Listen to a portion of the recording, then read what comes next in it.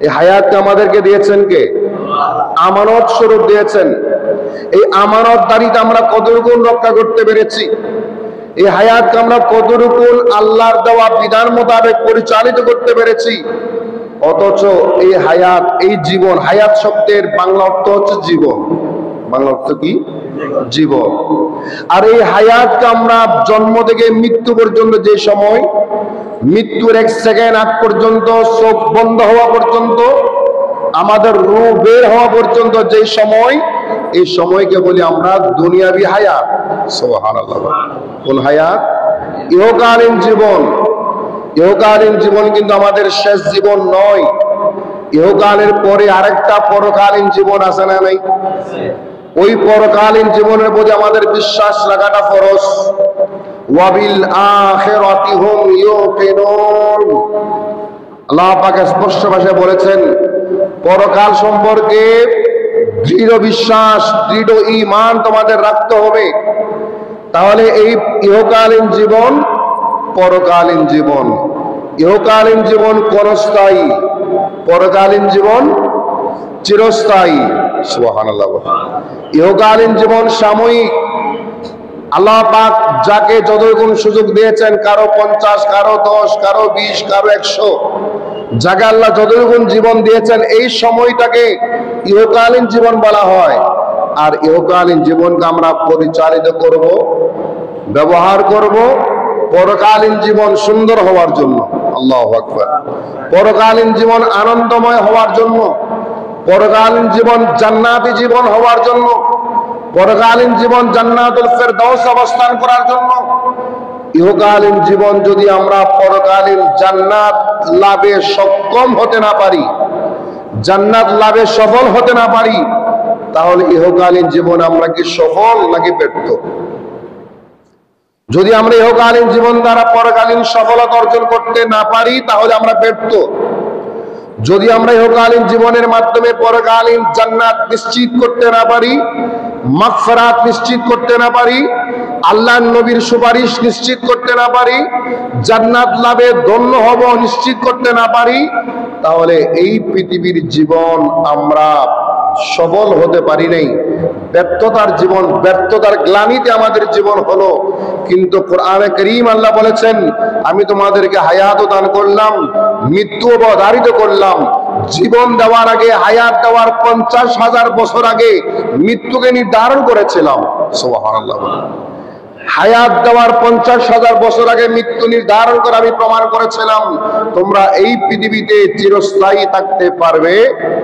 যত বড় ক্ষমতাধর, যত বড় রাষ্ট্র মালিক, যত বড় বাদশা, যত বড় পাওয়ারফুল আপনি হন না কেন, এই পৃথিবীতে যখন আল্লাহ পাক আপনাকে আমাকে আহ্বান করবেন, আমাদের চিরস্থায়ী বিশ্বাস হচ্ছে ইন্না লিল্লাহি ওয়া ইন্না ইলাইহি, বলেন ইন্না লিল্লাহি ওয়া ইন্না ইলাইহি। নিশ্চয়ই আমরা কার জন্য? আল্লাহর জন্য।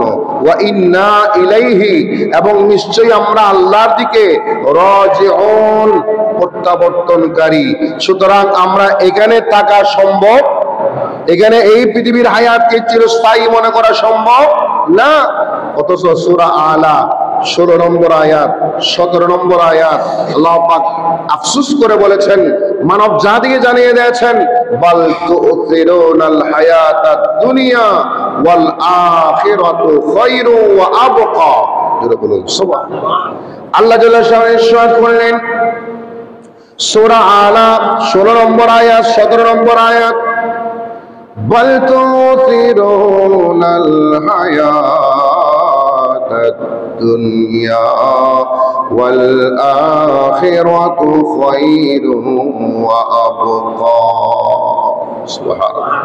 রব্বুল ইরশাদ করলেন, বাল বরঞ্চ তুসিরুনা, তোমরা প্রাধান্য দিয়ে থাকো, আল হায়াতাদ দুনিয়া, এই পৃথিবীর জীবনকে তোমরা মূল্যায়ন করো, প্রাধান্য দিয়ে থাকো। অথচ ওয়াল আখিরাতু খায়রুন, পরকাল হচ্ছে উত্তম, ওয়া আবকা, এবং চিরস্থায়ী। দুনিয়ার হায়াত উত্তম নয়, পরকালীন হায়াত উত্তম দুনিয়ার হায়াত চিরস্থায়ী, পরকালীন হায়াত চিরস্থায়ী। আল্লাহ পাক বলে দিয়েছেন আমার বান্দারা, সূরা মুলক 2 নম্বর আয়াতে ঘোষণা দিয়েছেন, আল্লাযী খালাকাল মাউতা ওয়াল হায়াতা লিয়াবলুয়াকুম আইয়ুকুম আহসানু আমালা ওয়া হুয়াল আজিজুল গফুর। জোরে বলুন সুবহানাল্লাহ। রব্বানা ইশরাকুলিন আল্লাযী খালাকাল মাউতা, যিনি মৃত্যু সৃষ্টি করেছেন, মৃত্যু সৃষ্টিকর্তা লা ইলাহা ইল্লাল্লাহ, ওয়াল হায়াতা, এবং জীবন সৃষ্টি করেছেন আল্লাহ। মৃত্যু এবং জীবন কেন তুমি সৃষ্টি করলা? আল্লাহ পাক বলছেন লিয়াবলুয়াকুম, তাদেরকে পরীক্ষা করার জন্য, মানব জাতিকে পরীক্ষা করার জন্য, জিন জাতিকে পরীক্ষা নিরীক্ষা করার জন্য, যাচাই বাছাই করার জন্য। আইয়ুকুম আহসানু আমালা, কার আমল কত সুন্দর, সুবহানাল্লাহ, কার আমল কত সুন্দর তা যাচাই করার জন্য। কার নামাজ সুন্দর, রোজা সুন্দর, হজ সুন্দর, যাকাত সুন্দর, আচরণ সুন্দর, ভালো আমল সুন্দর, কার আমল কত সুন্দর করে আমার কাছে উপস্থাপন করতে পারে, কার আমল কত সুন্দর ভাবে আমার নিকট পেশ করতে পারে, সেটা যাচাই বাছাই করার জন্য আমি আল্লাহ তাদেরকে হায়াতের মালিক বানিয়েছি, মৃত্যু তাদের জন্য নির্ধারণ করে দিয়েছি। জোরে বলুন সুবহানাল্লাহ। আমরা যদি 5,000 মানুষ জুমার নামাজে নামাজ পড়ি, 5,000 মানুষ জুমার নামাজে নামাজ পড়লাম, খুতবা শ্রবণ করলাম, 5,000 মানুষ সবার আমল কি সমান সুন্দর হবে? না, সবার আমল সমান সুন্দর হবে না, সবার আমল সমান কবুল হবে না। কার আমল সুন্দর হবে জানেন? যে মানুষটা ঈমান মজবুত, আল্লাহ পাকের প্রতি একনিষ্ঠতার সাথে, খালিস নিয়ত একনিষ্ঠতা নিয়ে যায়, মুখলিসিনা লাহুদ্দিন, মুখলিসিনা লাহুদ্দিন, যে মানুষটা আল্লাহর জন্য একনিষ্ঠ হয়ে নামাজ পড়তে পারলো, একনিষ্ঠ হয়ে ইবাদত করতে পারলো, একনিষ্ঠ হয়ে জুমার নামাজ আদায় করতে পারলো, একনিষ্ঠ নিয়তে আল্লাহর দরবারে সেই 2 রাকাত নামাজ উপস্থাপন করতে পারলো, ওই মানুষদের মধ্যে যার নিয়ত, যার মন মানসিকতা ধ্যান শতভাগ আল্লাহর দিকে দাবিত, তার আমল সবচেয়ে সুন্দর। সুবহানাল্লাহ। আমরা এখন প্রতিযোগিতা করতে হবে আমাদের। আমরা সবাই নামাজ পড়তে আসলাম, কেউ প্রথম কাতারে বসলাম, কেউ সেকেন্ড কাতারে বসলাম, কেউ শেষ কাতারে বসলাম, কেউ 3 তলায় বসলাম, 2 তলায় বসলাম, কেউ রাস্তায় পড়লাম, কে কোথায় নামাজ পড়েছে ওটা যেভাবে সওয়াবের বিষয়। আরেকটা বিষয় গুরুত্বপূর্ণ হচ্ছে আমার আপনার আমল কত সুন্দরভাবে আল্লাহর নিকট উপস্থাপন করতে পারি, কত সুন্দরভাবে আল্লাহর সামনে পেশ করতে পারি, আল্লাহর দরবারে বলতে পারি, আল্লাহ আমার জীবনের শেষ সালাতুল জুমা আদায় করেছি, আমার জীবনের গুরুত্বপূর্ণ 2 রাকাত নামাজ তোমার জন্য আদায় করেছি, এর চেয়ে সুন্দর করে আর পড়তে পারবো না। এত সুন্দরভাবে, এত আনন্দময় সুন্দর আপনি নামাজ পড়লেন, আল্লাহ দরবারে উপস্থাপন করলেন, পেশ করলেন। আল্লাহ পাক আপনার আমল দ্বারা ফেরেশতাদের সামনে অহংকার করে বলে, বা ফেরেশতারা দেখো দেখো আমার বান্দা দুনিয়ার সব ছেড়ে, বাড়ি ছেড়ে, ঘর ছেড়ে, ছেলে সন্তান ছেড়ে, দুনিয়ার সব কিছু ছেড়ে আমার দরবারে, আমার ঘরে এসে আগের কাতারে বসে সিজদা অবনত হয়ে চোখের পানি ছেড়ে আমার দরবারে মোনাজাত করলো, আমার দরবারে সিজদা অবনত হয়ে প্রমাণ করলো আমি ছাড়া আর কোনো মাবুদ নাই। সুবহানাল্লাহ। আমি ছাড়া আর কোনো মাবুদ নাই, আমি ছাড়া কোনো সাহায্যকারী নেই, আমি ছাড়া কোনো ইলা নাই।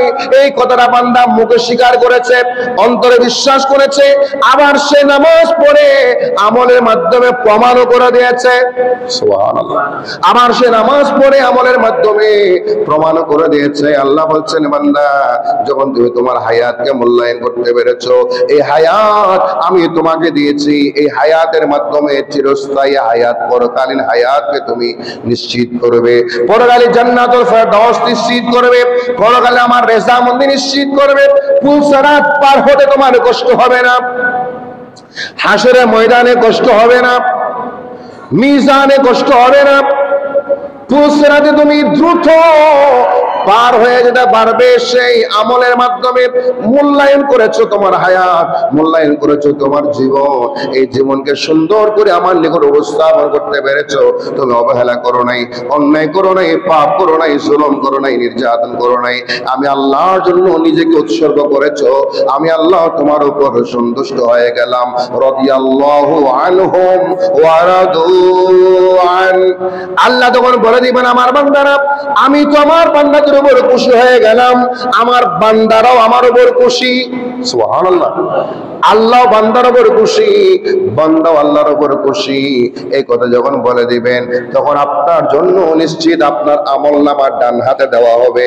আপনার আমলনামা যখন ডান হাতে আপনি পাবেন, এত বিশাল আমলনামা ডান হাতে যখন পেয়ে যাবেন, আপনি নিশ্চিত হয়ে যাবেন আপনার হিসাব নিকাশ সহজ হয়ে যাবে। আপনার জন্য আমার আল্লাহ জান্নাত বরাদ্দ করে দিয়েছেন। সুবহানাল্লাহ।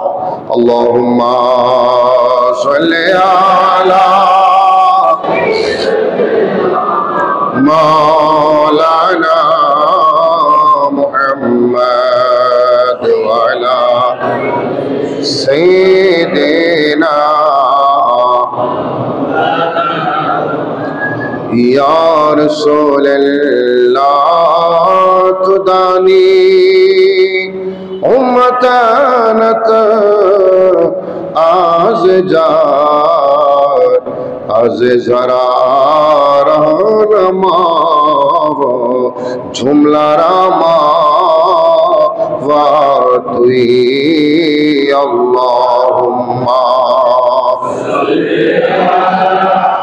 সাইয়্যিদিনা মাওলানা মুহাম্মদ ওয়া আলা সাইয়্যিদিনা।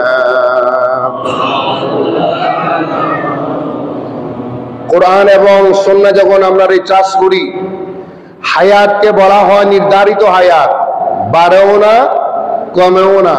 কিন্তু যখন আমরা তাফসীরের মধ্যে দেখি হায়াতকে দুই প্রকারের পাওয়া যায়। কয় প্রকার? দুই প্রকারের জীবন পাওয়া যায়। একটা হচ্ছে হায়াতে মুবরাম, আর একটা হায়াতে মুআল্লাক। বলেন, একটা হচ্ছে মুবরাম আর একটা মুআল্লাক। মুবরাম মানে নির্ধারিত, ফিক্সড করা, ওটা এক কিঞ্চিত পরিমাণ বাড়ার সুযোগ নাই, কমানোরও সুযোগ নাই। আবার আল্লাহ পাক বান্দাকে একটা সুযোগ দিয়েছেন মুআল্লাক মানে ঝুলন্ত। মুআল্লাক মানে কি? ঝুলন্ত, ঝুলে থাকবে, ঝুলন্ত থাকবে। আল্লাহ একটা হায়াত দান করেছেন, হায়াতে মুআল্লাক, ঝুলন্ত হায়াত। যে হায়াতটা আপনার নেক আমলের মাধ্যমে, দোয়ার মাধ্যমে, ভালো কাজের মাধ্যমে, সৎ আমলের মাধ্যমে, বেশি বেশি দোয়ার মাধ্যমে ওই ঝুলন্ত হায়াতটা আল্লাহ আপনার জন্য বাড়িয়ে দেন। আল্লাহু আকবার। এই জন্য আমরা একজন অন্যজনের জন্য দোয়া করি, আল্লাহ তোমার হায়াতে বরকত দান করুক, বলি না? দীর্ঘজীবী হোক, বলি কি না? দীর্ঘজীবী হোক, তোমাকে আল্লাহ হায়াত বাড়িয়ে দিক, বলি না? আরবিতে বলা হয় জাদাকাল্লাহু হায়াতাক, আল্লাহ তোমার হায়াত বৃদ্ধি করে দিক। বারাকাল্লাহু হায়াতাক, আল্লাহ তোমার হায়াতে বরকত দিক। বরকতটা দুই ধরনের। একটা হচ্ছে কম সময়ে বেশি আমল করার বরকত। সুবহানাল্লাহ বলেন। আপনি হায়াত পেয়েছেন 50 বছর, কিন্তু আমল করেছেন 100 বছরের মানুষের মতো, এটা একটা বরকত। সুবহানাল্লাহ বলেন। আরেকটা হচ্ছে সংখ্যা অনুযায়ী আল্লাহ আপনার হায়াত বাড়াতেও পারেন।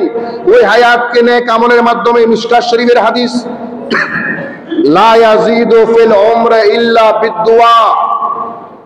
নবীজি বলেছেন হায়াত বাড়ে না, তবে দুয়ার মাধ্যমে বাড়ে। সুবহানাল্লাহ। কিসের মাধ্যমে?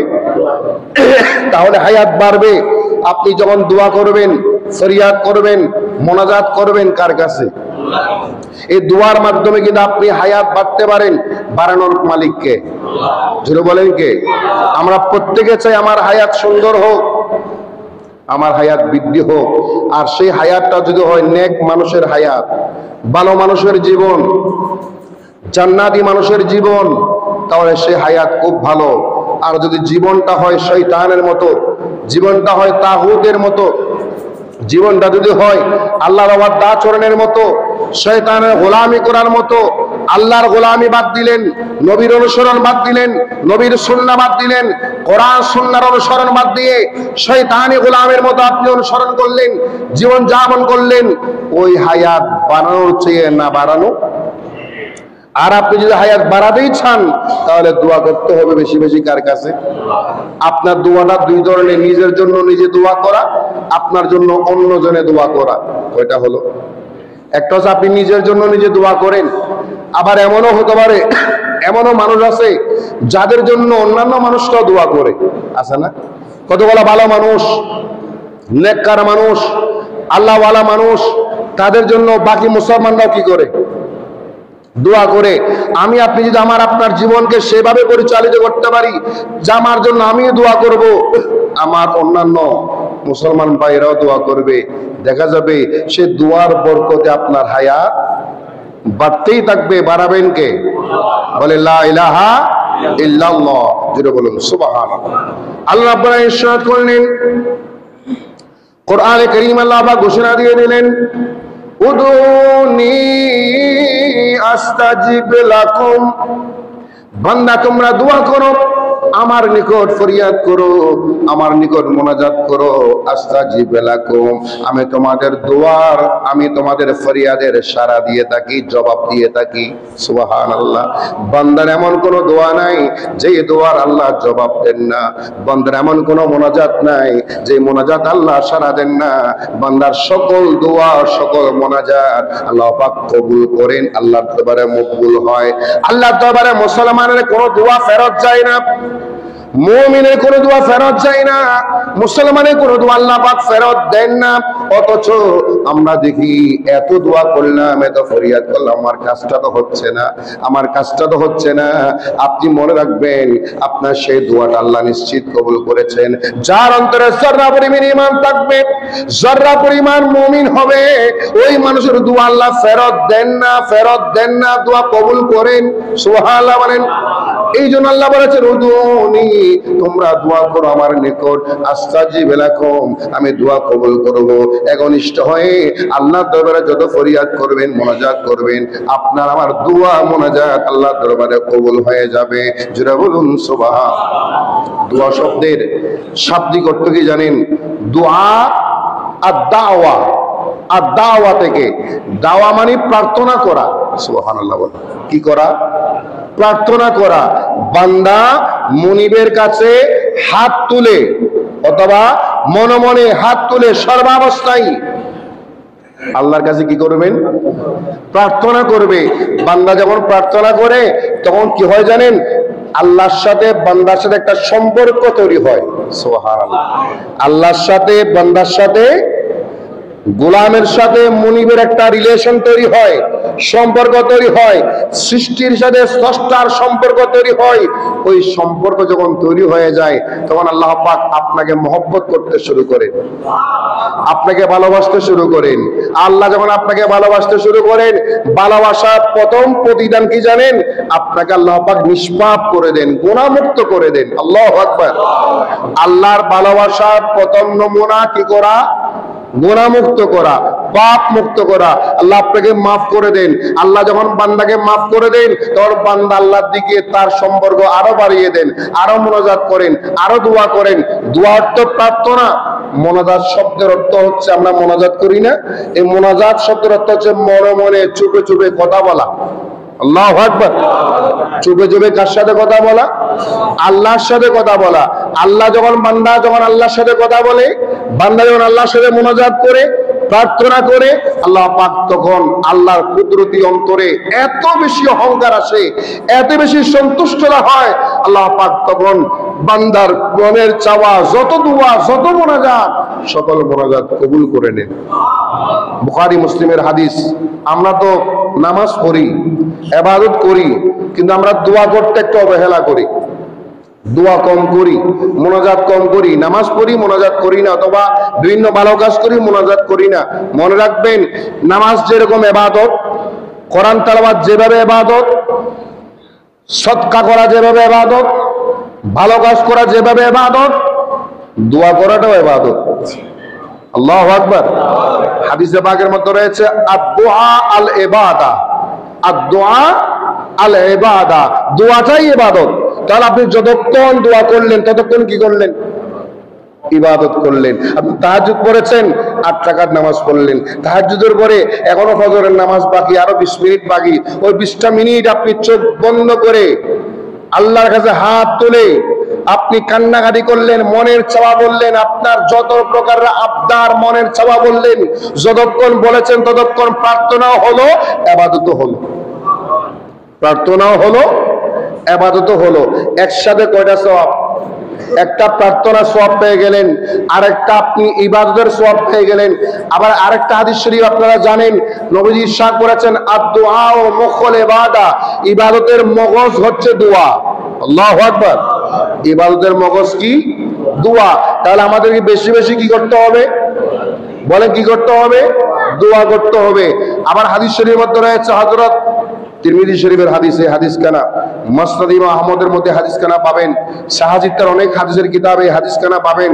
হযরত আবু উমামা বাহিলি রাদিয়াল্লাহু তাআলা আনহু তিনি ইরশাদ করলেন, আমি একদিন নবীজির নিকট প্রশ্ন করলাম, সাআলতুন নবিয়্যা সাল্লাল্লাহু আলাইহি ওয়াসাল্লাম, আমি প্রশ্ন করলাম, ইয়া রাসূলুল্লাহ, ইয়া নবী আল্লাহ, আইয়ুদ দুআ আসমা। সুবহানাল্লাহ। নবীজি সাহাবী ইরশাদ করলেন, আমি একদিন প্রশ্ন করলাম, ইয়া রাসূলুল্লাহ, কোন দোয়া আল্লাহর নিকট বেশি বেশি কবুল হয়? কোন দোয়া বেশি বেশি কবুল হয়? নবীজি ইরশাদ করলেন, শেষ রাতের দোয়া। সুবহানাল্লাহ। কোন রাতের দোয়া? শেষ রাতের দোয়া, অর্থাৎ তাহাজ্জুদের সময়ের দোয়া, শেষ রাতের দোয়া। দুনিয়ার সকল মানুষ ঘুমায়, আপনি ঘুম থেকে উঠে ওযু কালাম করে যাই নামাজে বসে নামাজ পড়ে তাহাজ্জুদ গুজার হয়ে আল্লাহর নিকট হাত পেতে দিলেন। নবী ইরশাদ করলেন, ওই সময়ের দোয়া আল্লাহ বিনা পর্দায় কবুল করে ফেলেন। বিনা পর্দায় বিনা পর্দায় কবুল করে ফেলে, বিনা শর্তে কবুল করে ফেলেন। ওই দোয়া কখনো ফেরত যায় না। সুবহানাল্লাহ। ওয়াবিল আসহারি হুম ইস্তাগফিরুন। কোরআন আল্লাহ বলেছেন, ওই সাহারির সময়, শেষ রাতের বেলায় যখন আপনি কান্নাকাটি করে ইস্তেগফার করবেন, আস্তাগফিরুল্লাহ আস্তাগফিরুল্লাহ, ক্ষমা চাইবেন, মাপ চাইবেন, আল্লাহ বলে, বান্দা ওই সময় আমি বান্দাকে ফেরত দিতে পছন্দ করি না, ওই সময় আমি বান্দার গুনাহ মাফ না করতে পছন্দ করি না। আমি আল্লাহ তখন পছন্দ যারাই হাত তুলে, যারাই মুনাজাত করে সবাইকে মাফ করে দিই, সবাইকে আমি আল্লাহ কবুল করে নিই। আরেকটা হচ্ছে ওয়াদুবরা কুল্লা সালাতিন মাকতুবা, প্রত্যেক ফরজ নামাজের পরে আপনি মুনাজাত করেন, আপনি দোয়া করেন, আপনার দোয়া কবুল। যেটা বলুন সুবহানাল্লাহ। তাহলে এখন দোয়াটা কখন কখন করব আমরা? দোয়াটা, দোয়ার কোনো নির্দিষ্ট সময় না, যখন ইচ্ছা তখন করেন। অসুবিধা আছে? আপনি ঘরে বসে আছেন, কোনো কাজ নাই, ফ্রি আছেন, কয়েকবার আস্তাগফিরুল্লাহ বললেন, সুবহানাল্লাহ বললেন, আলহামদুলিল্লাহ বললেন, সূরা ফাতিহা বললেন, বাস আপনি আল্লাহর দরবারে মুনাজাত করলেন, আপনি আপনার মতো করে চাইলেন। কোনো সমস্যা আছে? আপনি নামাজ পড়লেন, নফল নামাজ, দোয়া করেন, ফরজ নামাজ দোয়া করেন, সুন্নত নামাজ দোয়া করেন, কোরআন তেলাওয়াত দোয়া করেন, জিকির করেছেন দোয়া করেন, দরুদ পড়েন দোয়া করেন। বান্দা যত বেশি দোয়া করে, বান্দাটা সেই দোয়ার মাধ্যমে মুহতাজ হয় কার?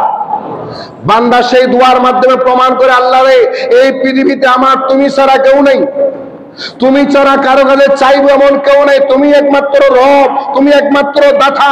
এই জন্য তোমার কাছে আমি বারবার ফরিয়াদ করি, বারবার মুনাজাত করি। হাদিসে পাকের মধ্যে রয়েছে, আল্লাহ পাক যখন বান্দা দোয়া করে আল্লাহ খুশি হয়, আর বান্দা যখন দোয়া করে না, ইন্নাহু ইয়াগদাব, আল্লাহ রাগান্বিত হয়। কি হয়? আল্লাহর কাছে না চাইলে আল্লাহ নারাজ। ইয়াগদাব মাল্লা ইয়াসআল, যে চাই না, দোয়া করে না, ফরিয়াদ করে না, আল্লাহ তার উপর কি হন? নারাজ হন, অসন্তুষ্ট হন। আর যত বেশি চাইবেন, যত বেশি মুনাজাত করবেন, তত বেশি আপনার উপর খুশি কে? জোরে বলেন। সূরা বাকারা 186 নম্বর আয়াত। নবীজিকে বলে দিলেন, ইয়া রাসূলুল্লাহ, আমার বান্দারা আপনার কাছে এসে আমার সম্পর্কে প্রশ্ন করবে। সুবহানাল্লাহ। আল্লাহ ইরশাদ করলেন, ইয়া রাসূলুল্লাহ, ইয়া হাবিবাল্লাহ, আপনার দরবারে আমার বান্দারা এসে আমি আল্লাহ সম্পর্কে জানতে চাইবে, আমার সম্পর্কে বুঝতে চাইবে। ওয়া ইযা সাআলাকা ইবাদি আন্নী, আমার সম্পর্কে যখন আমার বান্দা জানতে চাইবে, আমার বান্দারা আপনার কাছে প্রশ্ন করবে আল্লাহকে আমরা কেমনে পাবো, কিভাবে পাবো, কেমনে মুনাজাত করব। আপনার কাছে যখন জানতে চাই আপনি বলে দিবেন ফাইন্নী করিব, ফাইন্নী করিব, আমি আল্লাহ অতি নিকটে, দূরে না। সুবহানাল্লাহ। ফাইন্নী করিব, নিশ্চিত আমি কাছে, আমি বান্দা থেকে দূরে থাকি না। নাহানু আকরাবু ইলাইহি মিন হাবলিল ওয়ারিদ, আরেক আয়াতে বলে দিয়েছেন শাহী রগের চেয়েও আমার আল্লাহ আপনার কাছে রয়েছেন। আল্লাহ আপনার থেকে দূরে অবস্থান করেন, আপনার কাছে থাকেন, আল্লাহ নিকটে রয়েছেন। আমার আল্লাহ ইরশাদ করলেন ফাইন্নী করিব, আমি আল্লাহ নিকটে, উজিবু দাওয়াতাদ দাঈ ইযা দাআন। সুবহানাল্লাহ।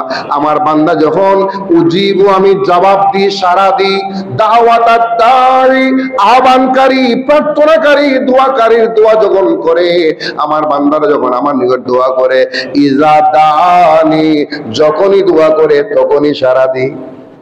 এক সেকেন্ড, এক মিনিট পরে না, এক ঘন্টা পরে না, একদিন পরে না, ইযা দাআনি, যখন দোয়া করে তখন কবুল।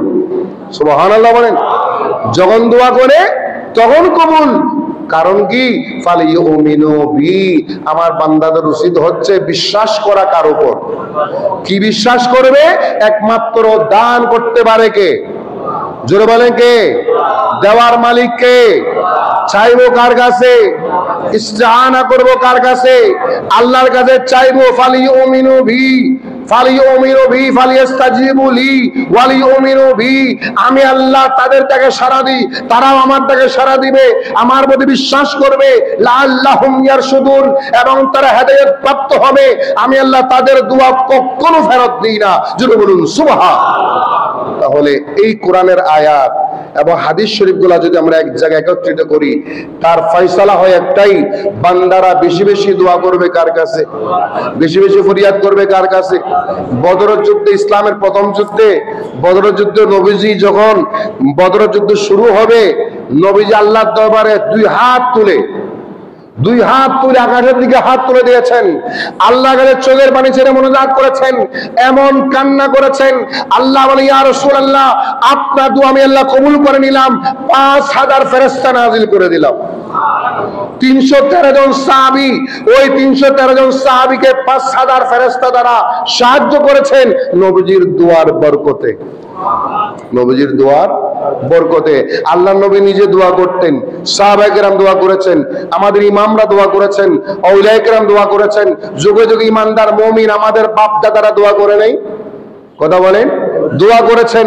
সুতরাং আমরা সেই ধারাবাহিকতাই বেশি বেশি করে মুনাজাত করব, দোয়া করব কার কাছে? দোয়াটা কখন করবেন? আপনি যে কোনো সময় হালাল পথে, ভালো জায়গায়, সুন্দর জায়গায়, পবিত্র অবস্থায়, একনিষ্ঠ নিয়তে আল্লাহর কাছে আপনি যখন ইচ্ছা তখন চান, যখন ইচ্ছা তখন দোয়া করেন, কবুল হয়ে যাবে। জোরে বলুন সুবহানাল্লাহ।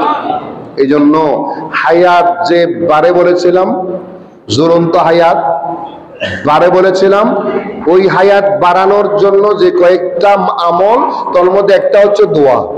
একটা কি? লা ইয়াজিদু ফিল উমরি ইল্লা বিদুআ। হায়াত বাড়ে না, তবে বাড়বে দোয়ার মাধ্যমে। তাহলে আপনি নিজে দোয়া করেন, অন্যের কাছ থেকে আমরা মানুষের সাথে এমন আচরণ করব, এমন ব্যবহার করব, যাদের সে আমার জন্য কি করে? কথা বলেন, যাদের সে আমার জন্য দোয়া করে। এমন কাজ করব না যাদের সে আমার জন্য বদদোয়া দেয়, আমার জন্য লানত করে, অভিশাপ দেয়। এভাবে করে আমরা মানুষের সাথে দুর্ব্যবহার করব। এখন আসেন, কয়েকটা কাজ করলে হায়াত বাড়ে, কয়েকটা কাজ করলে হায়াত বাড়ে, হায়াতে বরকত বাড়ে। তার মধ্যে একটা হচ্ছে দোয়া। একটা কি? একটা হচ্ছে দোয়া। 2 নম্বর হচ্ছে আপনি আপনার হায়াত বাড়বে যদি আপনি আপনার মা বাবার সাথে ভালো ব্যবহার করেন, সদাচরণ করেন, মা বাবার সাথে ভালো ব্যবহার করেন, সৎ ব্যবহার করেন, সদাচরণ করেন। ওই মা বাবার সাথে ভালো ব্যবহারটা হচ্ছে আপনার হায়াত বাড়ার একটা কৌশল। আল্লাহু আকবার। এখন আমি হায়াত বাড়াইতে চাই, মা বাবার সাথে সদাচরণ করব না, হায়াত বাড়বে? পারবে না। মা বাবার সাথে আপনি ভালো ব্যবহার করেন, বিয়ের আগেও ভালো ব্যবহার করবেন, বিয়ের পরও, কথা বলেন, বিয়ের আগেও ভালো ব্যবহার করব, বিয়ের পরও। আমরা অধিকাংশ ছেলেরা, অধিকাংশ যুবকরা মাইন্ড করবেন না, বিয়ের আগে আমরা খুব ভালো ছেলে, বিয়ের আগে মা বাবার ফরমাবরদার, বিয়ের আগে মা বাবার অনুসারী, মা বাবা ছাড়া কিছু বুঝি না। আর বিয়ের পরে দেখা যায় সেই আগের আব্দুল্লাহ, আগের সেই মা বাবার অনুগত বান্দাটা বিয়ের পরে পরিবর্তন হয়ে যায়। আছে না নেই? কথা বলেন, আছে না নেই? আপনার মা বাবা বিয়ের আগে যেভাবে মা বাবা ছিল, বিয়ের পরও মা বাবা, মৃত্যুর পরও মা বাবা। আপনি কোটিপতি হলো মা বাবা, আপনি গরিব হলো মা বাবা। আপনার কোটিপতি হওয়ার সবার সাথে মা বাবার সাথে সম্পর্ক, ভালো আচরণের কোনো তফাৎ হতে পারে না। যদি বলুন সুবহান। একজন সন্তানের জন্য সবচেয়ে কল্যাণকামী মানুষ কারা জানেন? মা বাবা। সবচেয়ে কল্যাণকামী। আপনি মা বাবাকে না খাওয়ান, বেয়াদবি করেছেন, খারাপ ব্যবহার করেছেন, এরপরও মা বাবা আপনাকে বদদুয়া দেয় না। মা বাবা থেকে বদদুয়া বের হয় না। এরা মা বাবা, এদেরকে সেভাবে করে আল্লাহ দয়া মায়া দিয়ে বানিয়েছেন। আল্লাহু আকবার। আপনি যুবক, আজকে বিয়ে করেন নাই, বিয়ে করেছে, পেখানো ছেলে সন্তান হয় নাই, আপনার যেদিন একটা সন্তান হবে, একটা ছেলে হবে, ওই ছেলেকে লালন পালন করবেন, সেই দিন বুঝবেন আপনার মা, আপনার বাবা আপনার জন্য কি করেছেন। ঠিক কি না? এখন আপনার হায়াত বাড়াবেন কিভাবে? কিসের মাধ্যমে? মা বাবার সাথে ভালো ব্যবহারের মাধ্যমে। ভালো ব্যবহারটা কিরকম? আমাদের সমাজে আমরা মা বাবাকে মহব্বত করি, ভালোবাসি, সব করি, কিন্তু এক জায়গায় আমি বারবার বলি, মা বাবাকে আমরা সালাম দিই না। ঠিক না বেঠিক? অধিকাংশ ক্ষেত্রে, অধিকাংশ পারিবারিক শিক্ষা আমরা এটা পাই না। মা বাবাকে সালাম দেওয়ার প্রচলন আমাদের সমাজে খুবই কম। আমরা টিচারকে সালাম দিই, হুজুরকে সালাম দিই, ইমাম মুয়াজ্জিনকে সালাম দিই, মুরব্বীকে সালাম দিই, ঠিক না বেঠিক? সালাম দিই। অথচ মা বাবাকে আপনি ঘরে প্রবেশ করেন, সালাম দিয়ে প্রবেশ করেন, ঘর থেকে বের হন, সালাম দিয়ে বের হন। আপনার মা বাবা যদি ওয়ালাইকুম সালাম বলে, রাস্তায় আপনার কোনো বিপদ হবে না। আল্লাহু আকবার। আজকে থেকে আমরা সিদ্ধান্ত নিতে পারি না, আমাদের যাদের মা বাবা জীবিত আছে, আমরা আমার আপন মা বাবাকে সালাম দেব ইনশাআল্লাহ বলেন। আর যাদের মা বাবা মৃত্যুবরণ করেছে, আপনি কবরস্থানে গিয়ে সালাম দেন, কবরস্থানে গিয়ে সালাম দেন। আপনার মা বাবার কাছে আল্লাহ এমন প্রমাণ দিয়েছেন, এরা কবর থেকেও আপনার জন্য দোয়া করতে পারে। কবর জগৎ থেকেও সন্তানের জন্য কি করতে পারে? দোয়া করতে পারে। সুতরাং আমরা মা বাবার সাথে জীবিত অবস্থায় ভালো ব্যবহার করব, মৃত্যুর পরও ইসালে সওয়াবের মাধ্যমে, জিয়ারতের মাধ্যমে, স্মরণের মাধ্যমে, দোয়ার মাধ্যমে, মাগফিরাতের মাধ্যমে, আমরা আল্লাহর দরবারে ফরিয়াদের মাধ্যমে মা বাবার সাথে ভালো ব্যবহার করব। আপনার হায়াত, বলেন, হায়াত বাড়বে। 3 নাম্বার, হায়াত বাড়বে আত্মীয়তার সম্পর্ক রক্ষা করলে। সুবহানাল্লাহ। কি সম্পর্ক? নবী ইরশাদ করেছেন, আত্মীয়তার সম্পর্ক রক্ষা করো, তোমার হায়াত বাড়বে। আত্মীয়তার সম্পর্ক রক্ষা করলে কি বাড়ে? এখন বর্তমান সময়ে আমরা এমন একটা সময় এসেছি, গোটা পৃথিবী আমাদের হাতে, মিডিয়ার যুগ। আত্মীয়তার সম্পর্ক এখন একেবারে আমরা সেই আত্মীয়তার রিলেশনটা নষ্ট হতে হতে এমন হয়েছে, আত্মীয় স্বজনের সাথে বছরে একবার দেখাও হয় না। ঠিক না? বছরে একবার দেখাও হয় না। অথচ সে আত্মীয়তার রিলেশনটা আল্লাহর পক্ষ থেকে এসছে। ওই আত্মীয়তার সম্পর্ক রক্ষা করলে কি বাড়ে? জোরে বলে কি বাড়ে? হায়াত বাড়ে। 4 নম্বর, প্রতিবেশীর হক আদায় করা। কার হক? প্রতিবেশীরা আপনার বিধর্মী হোক, অমুসলিম হোক, মুসলমান হোক, যে ধর্মের হোক, যে অনুসারী হোক, সে মানুষ। সে কি? সে মানুষ। আপনি তার চলাচল পথ, পানি চলাচল পথ, রাস্তা চলাচল পথ, হাঁটার পথ বন্ধ করার অধিকার নাই। সেই প্রতিবেশীর হক আপনাকে আদায় করতে হবে। কয়টা বললাম? 4টা। দোয়ার মাধ্যমে হায়াত বাড়ে, মা বাবার সাথে ভালো ব্যবহারের মাধ্যমে হায়াত বাড়ে, আত্মীয়তার সম্পর্ক রক্ষা করার মাধ্যমে হায়াত বাড়ে, প্রতিবেশীর হক আদায় করার মাধ্যমে হায়াত বাড়ে। এই 4টা কাজ করলে আপনার আমার হায়াত বাড়বে। আল্লাহ পাক তৌফিক দান করুন। আবার কয়েকটা কাজ করলে হায়াত কমে, হায়াতের বাজেট কমে যায়, হায়াতের বরকত কমে যায়, বরকত কমে যায়। একটা হচ্ছে আল্লাহর আদেশের অমান্য করলে, আল্লাহর আদেশের। 2 নম্বর, মা বাবার সাথে বেয়াদবি করলে, মা বাবার সাথে। 3 নম্বর, অন্য মানুষের উপর জুলুম করলে, 4 নম্বর, আত্মীয়তার সম্পর্ক ছিন্ন করলে, আত্মীয়তার সম্পর্ক ছিন্ন করলে, এই কাজগুলা করলে আপনার হায়াতের বরকত কমে যাবে। আল্লাহ পাক আমাদের বোঝার তৌফিক দান করুক, আমিন। সবাইকে আল্লাহ পাক এই হায়াতের মর্ম বোঝার তৌফিক দান করুক, আমিন।